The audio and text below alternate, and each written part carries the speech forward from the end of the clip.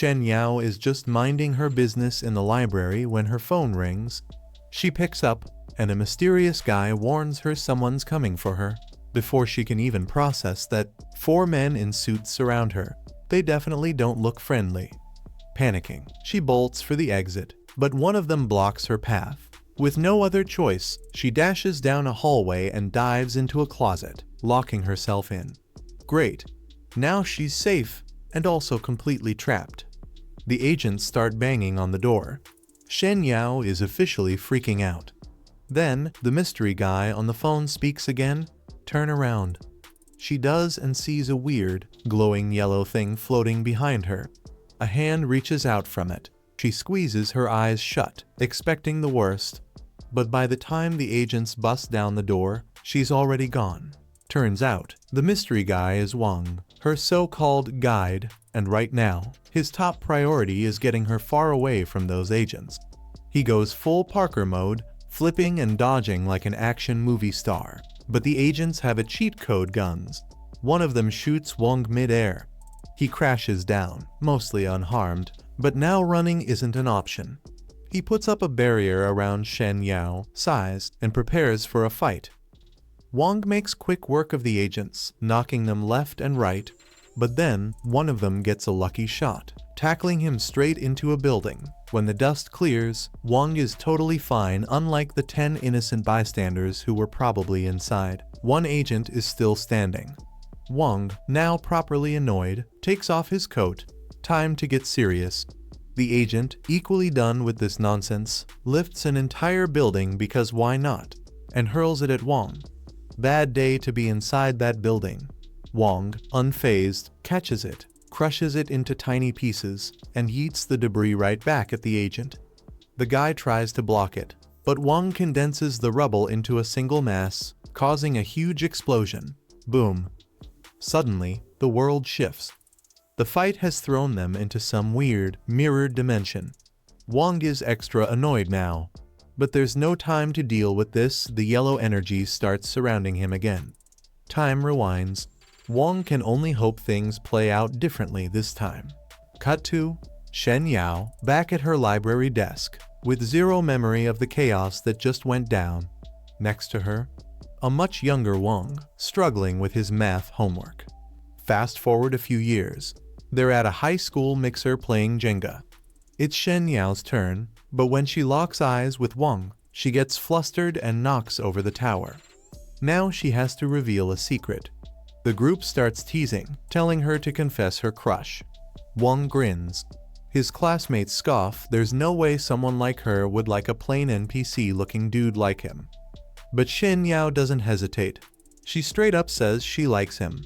And she means it. This should be the best day of Wang's life. Instead, the moment the event ends, he gets jumped by a gang and dragged to the river. He doesn't know these guys, but their leader? Oh, he knows him. Sunjin, the local gang boss. Turns out, Sunjin has a thing for Shen Yao and didn't appreciate her confession. So, in a totally rational and mature move, he decides to beat the life out of Wang. Sunjin video calls Shen Yao from Wang's phone, forcing her to watch. She's horrified. Wang, barely conscious, yells at Sunjin to leave her out of it. But Sunjin isn't done. He gives Wang an ultimatum: swear to never see Shen Yao again or take a swim. Wang could back down. He could make the promise. But he refuses. Instead, he headbutts the guy holding him.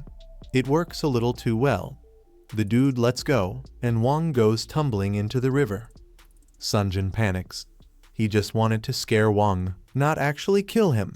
He calls out for him, but there's no response. Shen Yao, watching the whole thing, is in shock. Meanwhile, Wang is sinking. He doesn't even try to fight it.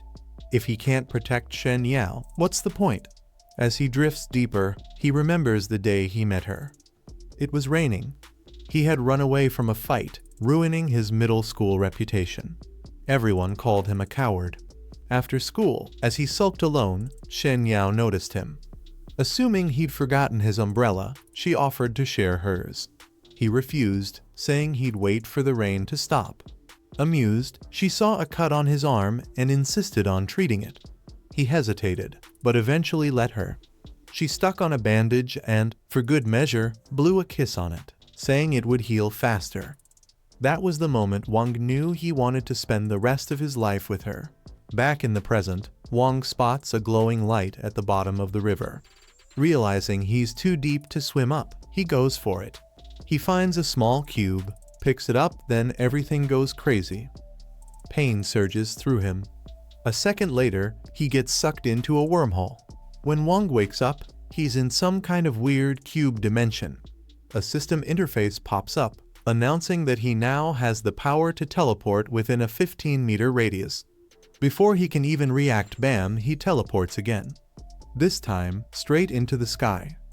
Sunjin, still searching for Wong's body, has no idea that Wong is literally floating above him. Wong finds this hilarious until the system teleports him again, dumping him in an empty classroom. Okay, so teleportation is real. Wong has no idea what's happening. Then, the system starts talking, explaining that it has officially bonded with him. He thinks he's losing his mind. The system reassures him, nope, totally real. A school staff member hears a noise and checks the classroom. He finds nothing, just a random puddle of water. Meanwhile, Wong teleports home. After a much-needed shower, he calls Shen Yao. She's relieved he's alive and begs him to report Sunjin to the police. Wong tells her it's fine. Sunjin is probably still terrified that he just committed murder. Lying in bed, Wong wonders what to do about this whole teleportation thing. Who would even believe him? Before he can think too much, the system activates again, pulling him back into the cube dimension. The system has one final message. It exists for one reason: to help Wong achieve his greatest dream. To become the king of the world. If you made it this far, congrats, you're basically part of the squad. Hit that subscribe button before Wong teleports into your room.